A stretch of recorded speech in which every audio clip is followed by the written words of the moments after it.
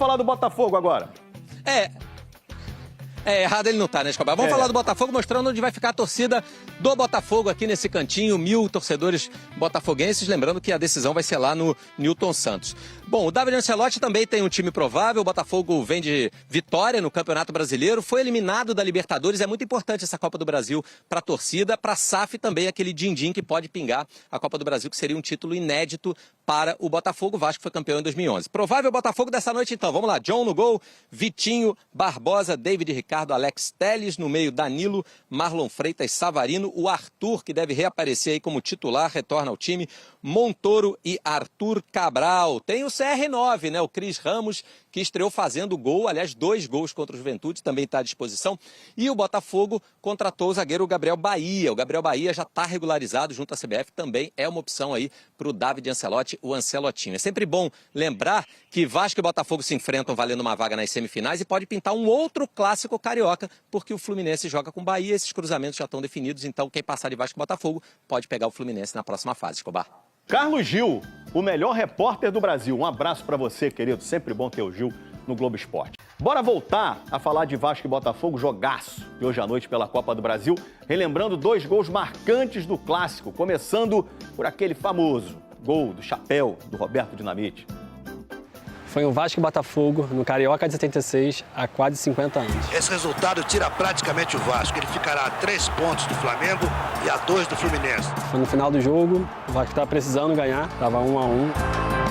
Menos de 15 segundos. Roberto. Eu acho que esse gol, não só o torcedor do Vasco, mas meu pai me falou muito, né? Minha família, amigos do meu pai. Foi um gol ontológico, né? 45 agora. Roberto.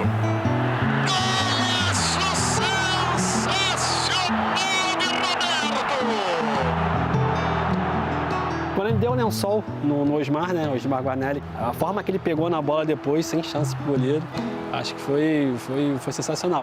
Um gol histórico de Roberto. Sem dúvida, esse contra o Botafogo, pela dificuldade do gol e pela importância do Vasco ter que vencer, eu acho que foi um gol mais bonito da carreira dele.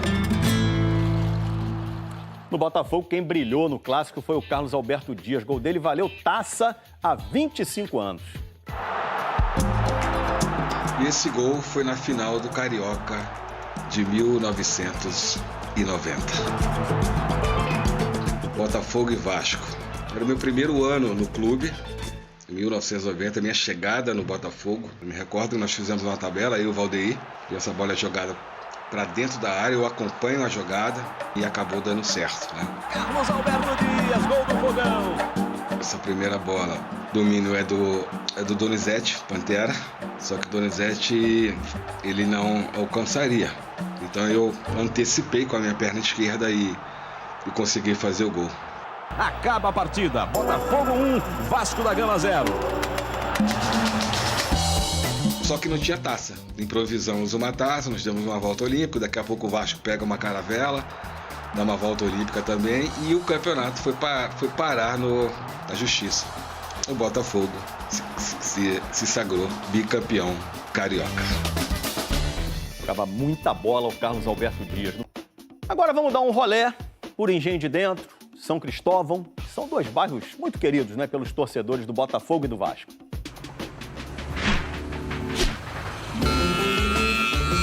Eu sou nascido e criado aqui na Barreira do Vasco e trabalho na Barreira do Vasco. Quem vive na comunidade da Barreira, como o Arthur, convive com um vizinho ilustre, São Januário. Corta o cabelo de alguns moleques da base. E de muitos que já estão no profissional, como Estrela, GB, e com o Rayan, que também cresceu aqui. O Rayan é meu primo. E nunca se afastou das origens. Tudo tem conexão com o Vasco aí, a Barreira, São Januário, tudo. Acho que o Botafogo vai bombar, vai virar baile aqui na Barreira do Vasco. Com certeza, Copa do Brasil, né? Nosso sonho. E você vai meter 2, Dá meu jeito, vambora, pra cima. Nos arredores de um clube com raízes portuguesas, não ia faltar bolinho de bacalhau, que o Vaguinho tentou me ensinar a fazer. Aí faz assim, aperta, enrola, dá uma enroladinha. Com essa massa, reconstruiu a vida, em frente ao Clube do Coração. após outro bar que ele tinha falir durante a pandemia. Agora, chega a vender 500 bolinhos em um dia de jogo. A vida é Vasco e vive do Vasco. Chega a emocionar, porque a torcida do Vasco, pra mim é tudo. Tá sempre me ajudando. É aquela hora do sacrifício em nome da reportagem. O azeite. Bom. A gente pode repetir a gravação aqui o dia inteiro.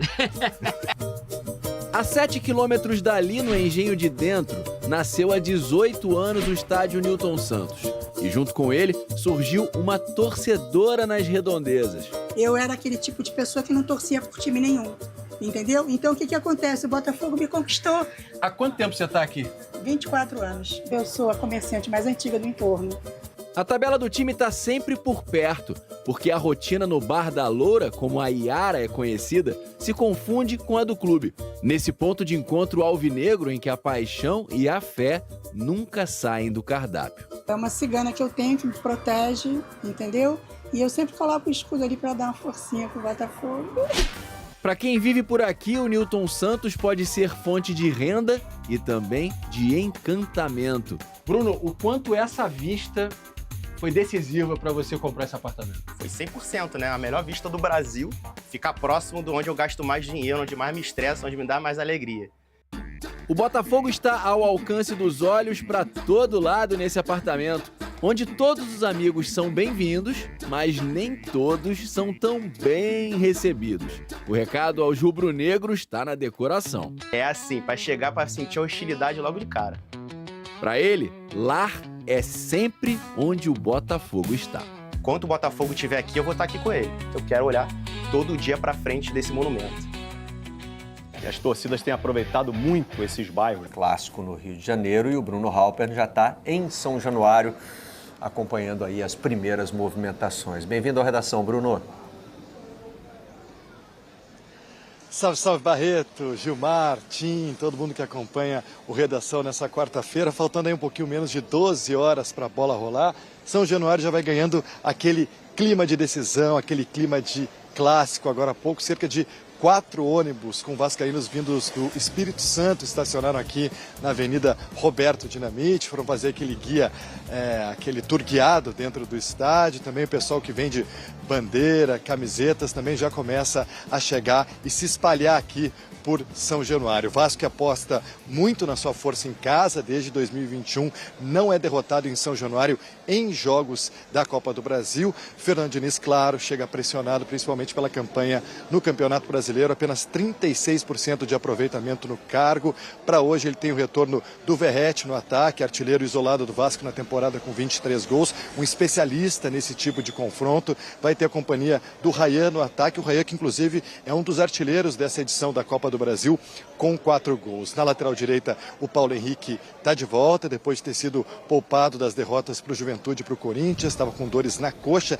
Quem está com dores na coxa, mas são mais fortes, inclusive pode ser desfalque para logo mais, é o Tietê. Caso o Tietê não tenha condição, o Cauã Barros, que recentemente voltou de empréstimo do América Mineiro, ganha uma oportunidade com o técnico Fernando Diniz. Bom, provável Vasco para logo mais então com Léo Jardim, Paulo Henrique, Hugo Moura, mais uma vez improvisado na zaga, Lucas Freitas e Lucas Piton, Jair, Cauã Barros, Felipe Coutinho, Nuno Moreira, Rayan e Verratti. Os dois últimos reforços anunciados pelo Vasco, o Robert Renan e o Matheus França, ambos de 21 anos, já estão regularizados e podem ficar à disposição para logo mais.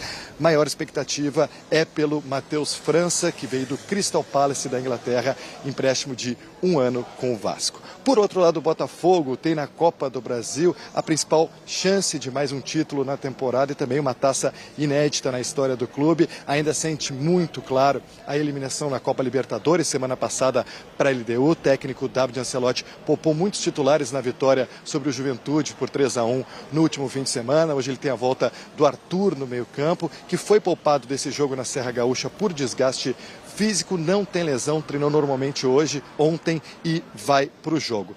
Também no Botafogo, a gente fala do Gabriel Bahia, que foi regularizado, o último reforço anunciado, zagueiro, vindo do Volta Redonda, também fica à disposição hoje. Quem está pronto para jogar é o Savarino, que ainda busca sua melhor versão em 2025. O venezuelano que tem 4 gols na temporada, mas é o líder de assistências do Botafogo em 2025. São 6 passes para gol. Provável Botafogo para logo mais com John, Vitinho, David Ricardo, Barbosa e Alex Telles, Danilo, Marlon Freitas e Savarino, Arthur Montoro e Arthur Cabral. Lembrando que Vasco e Botafogo já se enfrentaram apenas uma vez em uma edição de Copa do Brasil, lá em 2020. O Botafogo levou a melhor, o Fogão que também leva a melhor em confrontos eliminatórios contra o Vasco. Em 15 mata-matas foram 11 vitórias do Fogão e apenas 4 classificações do Vasco. São Januário, um pouquinho menos de 12 horas para a bola rolar, já com todo o clima desse clássico carioca, jogo de ida das quartas de final da Copa do Brasil, bola rolando a partir das 9h30 da noite, Barreto. Valeu, Bruno. Muito obrigado pelas informações. Deixa eu só esclarecer aqui que o horário que a gente usa para a nossa tarja é o do começo da transmissão, claro, né? Então, às 8 da noite já estaremos conectados com informações, o famoso pré-hora, pré-jogo, né? Tem algumas maneiras, a gente chama também de aquecimento Sport TV. Então, a partir das 8 já estaremos no ar com a preparação para Vasco e Botafogo, bola rolando às 9h30 da noite, né? Com essas expectativas diferentes aí, né? De o Botafogo buscando um título inédito, fecha um pacote de grandes conquistas em 2 anos, né? Eu andei meio surpreso assim com a avaliação de outros companheiros de bancada, não de vocês, de que o Botafogo já estaria fora da briga pelo título brasileiro, do campeonato brasileiro esse ano. Já foi eliminado da Libertadores, aí não é questão de avaliação. Mas do brasileiro, será que já está também? Marcelo, é foco total na Copa do Brasil agora? Não é uma avaliação, não é uma avaliação matemática, né? Mas é uma avaliação, e não é uma avaliação baseada naquilo que o Botafogo ainda pode produzir. É uma avaliação baseada na margem que Palmeiras e Flamengo deixam, na pouca margem. Olha aí, ó. Olha lá. Existe pouca margem que Flamengo e Palmeiras, pela regularidade deles, deixa pouca margem para o Botafogo, que tem 32 pontos. Digamos que o Botafogo tem 32 com 19 jogos, mesmo número de jogos do Palmeiras. São 10 pontos de diferença. Para título, eu acho que é uma coisa... Vencendo o jogo que falta, reduz a diferença para o Flamengo para 11 pontos. Sim, mas aí isso já para vocês já inviabiliza. Não é que inviabiliza, eu acho que o Flamengo não deixa... O Flamengo que nós temos visto e o Palmeiras que nós temos visto, eles não estão deixando margem para perder tantos pontos assim e o Botafogo tirar essa diferença. E ali é melhor focar na competição que não tem mais Palmeiras nem Flamengo, é isso? Eu acho que ele eu não digo focar, porque eu acho que o Botafogo precisa estar como campeão brasileiro, campeão da Libertadores, ele tem que estar naquele bolo lá em ali. Cima, né? Então, um time que acabou de perder o Igor Jesus, fazer essa diferença com Palmeiras e Flamengo, alguma coisa teria que dar muito errado com o Flamengo e Palmeiras. Então, um time que acabou de perder Igor Jesus, fazer essa diferença. Um jogo é impossível substituir, né? Não tem substituto. Você acha que o Igor Jesus faz mais falta ao Botafogo do que o Luiz Henrique? Talvez. Pensando naquelas atuações em casa contra Laú, que classificou o Botafogo para fazer mata-mata, onde teve azar de lidar com altitude, um técnico europeu que nunca pisou na altitude na vida, é difícil. Também aquela atuação contra o Paris Saint-Germain, que foi 10. Talvez o futebol brasileiro produz mais jogadores no lado de campo do que centroavante de qualidade. Então, sim, eu acho que sim. Refletindo na tua pergunta, eu acho que sim. São jogadores de posições diferentes e tal, mas assim, o Igor Jesus tem participações em 2 jogos marcantes não só da temporada, mas acho que da própria história do Botafogo, né? Esse da vitória sobre o PSG e a final da Libertadores, né? O papel que ele desempenha taticamente dentro de campo, o nível de esforço, né? Como é que se fala no futebol de hoje? Entrega.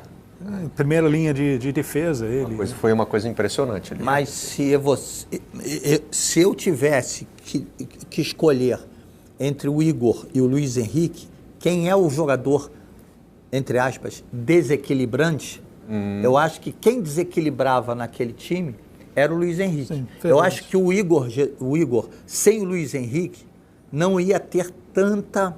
Mas tudo isso é conjectura, né, Marcelo?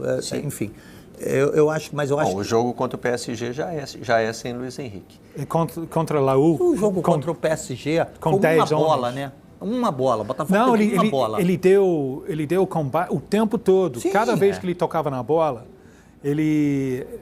que era pouco, né? Porque o Botafogo estava defendendo com conforto. Mas e contra o Laú, eu achei uma atuação extraordinária. Me surpreendeu um pouco, levando em consideração o fato que o Ancelotti estava no jogo. O Ancelotti vive falando de... Ancelotti pai. Pai, sim. Bem frisado, né? Não Ancelottinho. Porque o filho estava lá, comandando o time. Contra o Laú, não. Não, antes. Isso tá é certo, Renato Paiva. É verdade. Ancelotti sênior, vive falando da sacrifício. Porque o sacrifício que ele fez... Então, de repente, eu acho que isso é muito interessante, tem vários candidatos para ser centroavante de seleção brasileira, né? Tem muitos candidatos pintando até o Richarlison recuperado, Matheus Cunha, João Pedro e tal, além de Caio Jorge. Então, de repente, uma posição carente ficou menos carente. Mas me surpreendeu um pouco a ausência de Igor Jesus. Agora, é curioso, né? A gente está aqui comparando o Igor Jesus e o Luiz Henrique. O Botafogo teve a sorte de ter os dois no mesmo time e agora não tem nenhum nem outro. Tem que se virar. Sim. Tem que se virar sem os dois, remontando o time. Por isso a gente está em dúvida sobre a tua coisa que o Botafogo é capaz de pegar... Não. Mas eu não estou afirmando que o Botafogo é capaz. Só, assim, fiquei um pouco surpreso com a veemência. Com a veemência com que vocês já de cara descartaram. Sei lá. O futebol brasileiro é meio doido. E o futebol brasileiro, ele se reconstrói também no segundo semestre, né? É o processo pelo qual o Botafogo está passando. E o Vasco agora entrou nessa também, né? O Vasco está atuando de forma mais... Mais o quê? Mais o quê? Qual é o... Mais presente no mercado. Está anunciando nomes. Se esses nomes vão revolucionar o time, não sei. Mas agora... Nesse sentido, sim. O Vasco está mais atuante. Não? A gente estava esperando uma coisa mais bombástica. Uma palavra para o desempenho no campo. Onde ele vai com isso? Agora a gente está entendendo, tu está falando sobre o mercado. Não, é evidente que o Vasco está tentando buscar o Vasco. A gente nunca pode deixar de lembrar, o Vasco é uma empresa em recuperação judicial. Recuperação judicial é algo, para os leigos, muito próximo da falência. Então, a gente tem sempre que levar isso em consideração. Então, o Vasco está tentando, com os recursos que tem, está tentando suprir carências. Mas isso aí, em meio a um planejamento equivocado, a escolhas questionáveis, a desempenho em campo que não condiz com a história do clube, a postura do time do Fernando Diniz, que é lindo de ver, é bonito de ver, porque ele prioriza o futebol, Aí, o André Gomes, que já enfrentou o Corinthians, e o Robert Renan, que já jogou no Corinthians, zagueiro, o André Gomes, atacante, foram apresentados ontem, oficialmente. E tem o Matheus França, né? Ainda tem o Matheus França, revelado pelo Flamengo, comprado pelo Crystal Palace, que não tem jogado muito, está vindo para o Brasil por empréstimo para tentar recuperar o nível, né, de competitividade. E o Vasco está aí para fechar com o Nathan Silva, zagueiro, que foi zagueiro com algum destaque no Atlético Mineiro, está no Pumas do México, uma negociação complicada, e tem o Carlos Cuesta, que é o colombiano, que estava no Galatasaray, não conseguiu jogar, ela ficou 8 jogos, estava para ser vendido, para ficar ainda lá na Europa, mas não deu certo e voltou a conversar com o Vasco. São apostas, Marcelo, a gente não sabe o que esses jogadores vão chegar aqui, quanto tempo eles vão precisar para se adequar ao ambiente, para se adequar ao ritmo de trabalho do Diniz, para se adequar ao Vasco, para atender às necessidades que o Vasco tem e precisa mostrar para poder se salvar de um rebaixamento. E, se possível, mostrar qualidade para caminhar na Copa do Brasil. Como eu disse aqui, não é difícil. Copa do Brasil, você empata 2 jogos, vence nos pênaltis, você caminha. Então, tudo é possível. Tudo é possível. Agora, a questão, o que me preocupa é essa passividade do Vasco como instituição, como estrutura, que o Vasco parece o clube de uma pessoa só. O Vasco é o clube do Fernando Diniz. É só ele que fala, é só ele que assume os BOs. Não tem ninguém no futebol. Quem é o chefe do Fernando Diniz? Quem é que diz para o Fernando Diniz que o torcedor do Vasco está mais preocupado com a qualidade do jogo ou com os pontos que vão salvar o time do rebaixamento? Não é um cenário comum no futebol brasileiro de hoje? Esse excesso de carga em cima do treinador? Só o treinador que fala com vocês da imprensa? O jogador mal e mal dá entrevista ali na saída de campo. Eu acho que cada um... O treinador fica 1 hora lá na sala de coletiva. Eu acho que cada um tem a sua necessidade. Cada clube tem a sua necessidade. Um futebol bem estruturado é a instituição que dá apoio para o time. É isso. Exatamente isso. Na situação de Vasco, muitas vezes no futebol sul-americano é o contrário, né? É o time que tem que sustentar a instituição. Daí...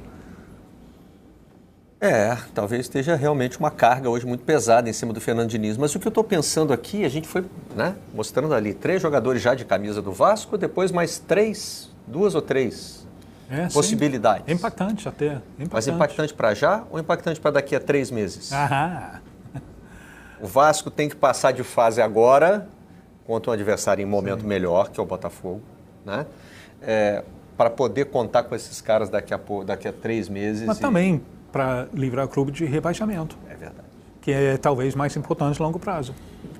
Que é o que todo mundo diz também no mundo financeiro do futebol, que é o impacto maior, né? Sim, que não tem nada... Claro. E o rebaixamento para o Vasco, Marcelo, não tem o peso de um rebaixamento só, né? É o peso de 4, 5 rebaixamentos, né? Enfim.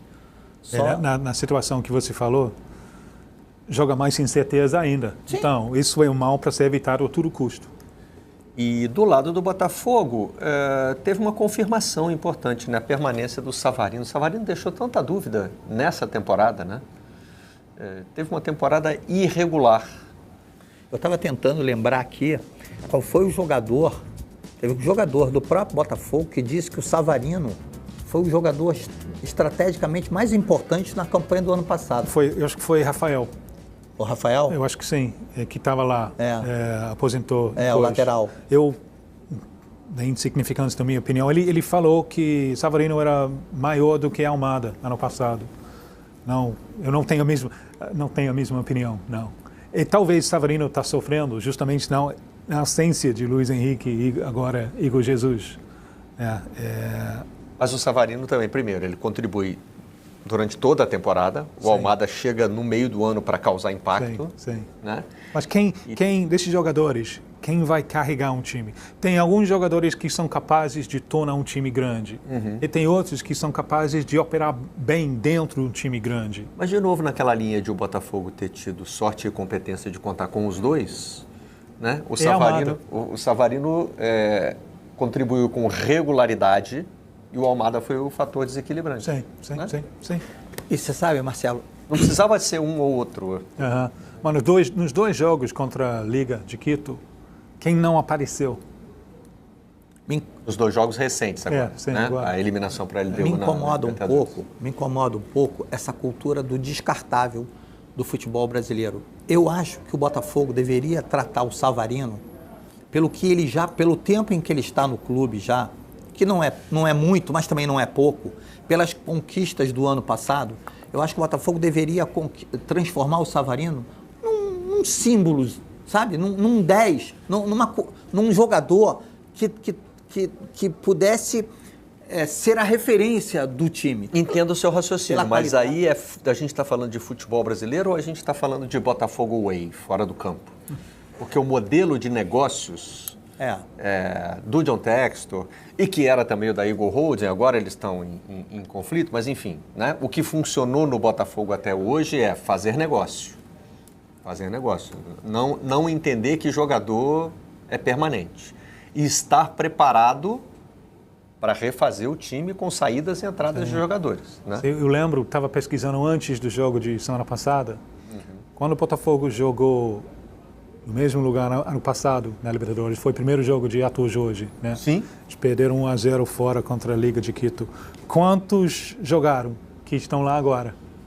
2. É impressionante a velocidade de mudança. Savarino, né? Não, Savarino não jogou naquele jogo. Não? Foi Marçal? Foi Marlon Freitas e Barbosa. Barbosa. Os únicos 2 que jogaram. Marçal não estava. Não, acho que não.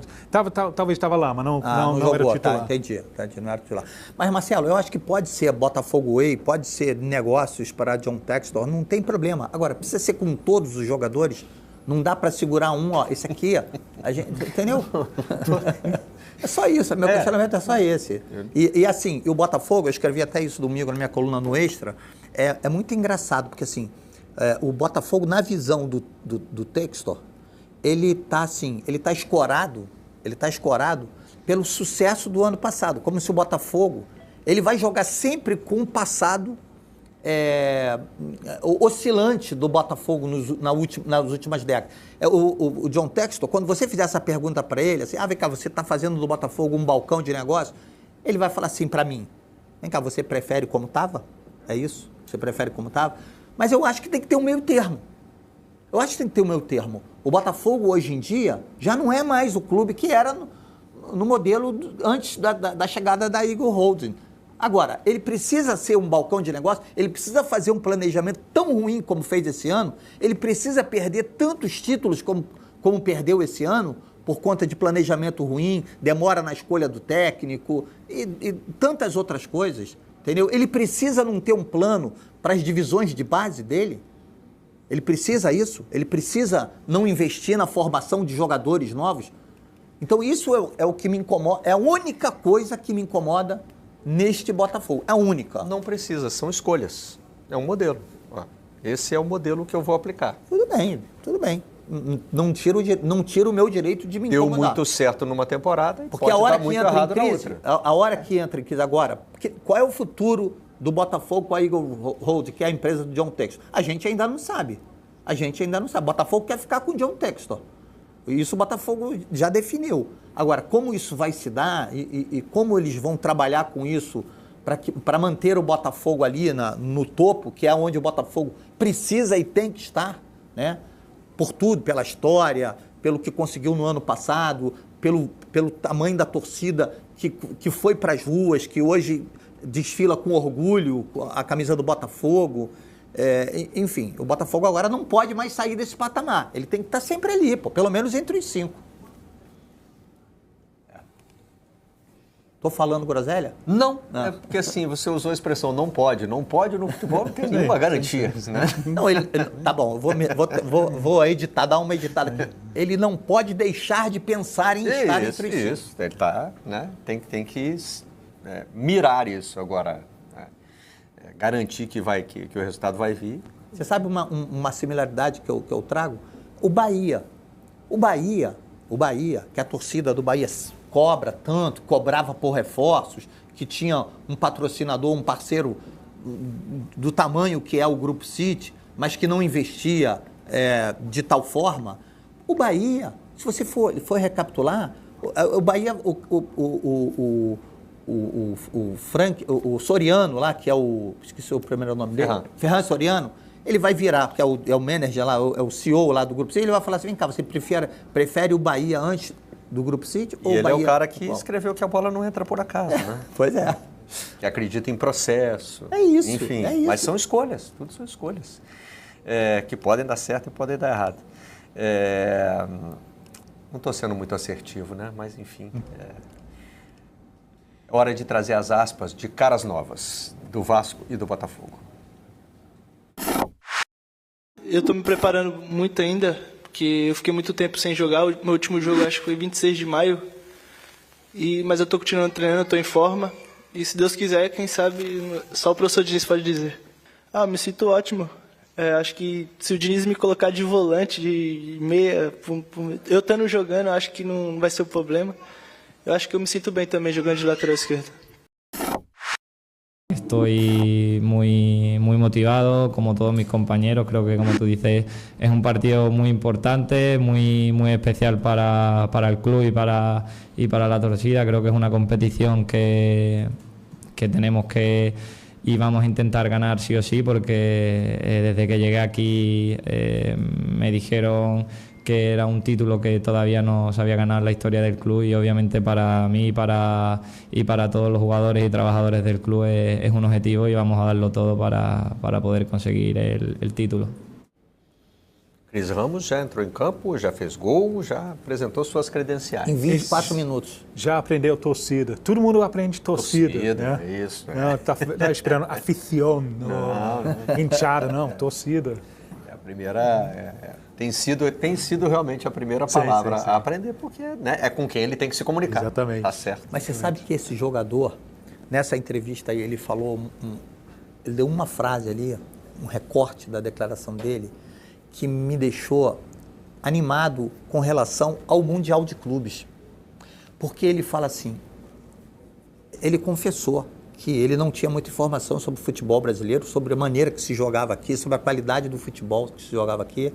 E ele disse que ficou muito impressionado com a qualidade que os clubes brasileiros, a qualidade do futebol que os clubes brasileiros empregaram no Mundial. A gente está falando de Botafogo, Fluminense, Flamengo e Palmeiras.